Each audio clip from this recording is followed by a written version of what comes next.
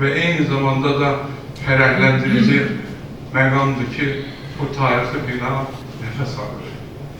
Bax, bu qədər auditoriya burada buraya ona nəfəs verir. Bu məqamın toplanmasının önündə müasir Azərbaycan dövlətinin qurucusu Heydər Əliyevin və onun layiqli davamçısı İlham Əliyevin vəkillik orqanlarına olan münasibətinin təzahürü kimi baxılmalıdır və bu belədir. Mən Azərbaycan xalqını ona görə xoşbəxt hiss edirəm ki, onun belə bir lideri, belə bir oğlu var, olub və onun davamçıları var.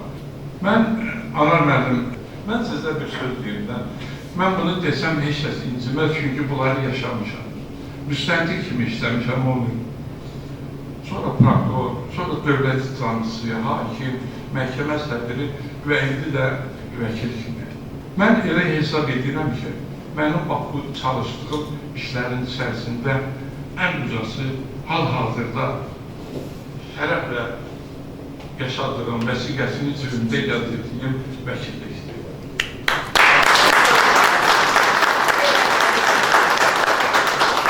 Mən bir dəfə işlətmişəm bu sözü, bu yenə də deyirəm. Kərpiçdir da mənim ömrüm, müstəntiqin daşını qoyuram oraya. Prokurorluğun, məhkəmə sədri, hakimi. Ən axırıcaki zirvədəki hansıdır vəkillikdir. Başqa bir mən burada eləşən vəkillərimizə bir sözləyəm. Əhali sizi inanır yanınıza gəlir, seçim edilir gəlir.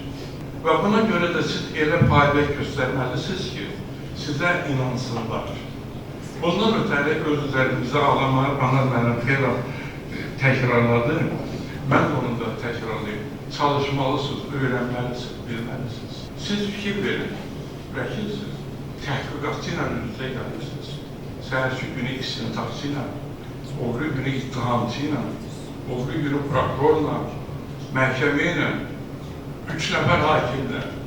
Bunların hamısının qarşısında tək bir vəkil kimi siz fəaliyyət göstərirsiniz.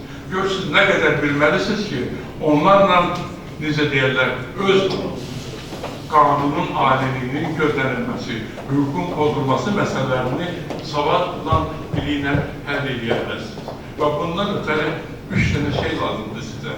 Düzgünlük, öz üzərinizə çalışmaq və xalqın rəğbətini qazanmaq. Bu işdə sizə uğurlar diləyirəm.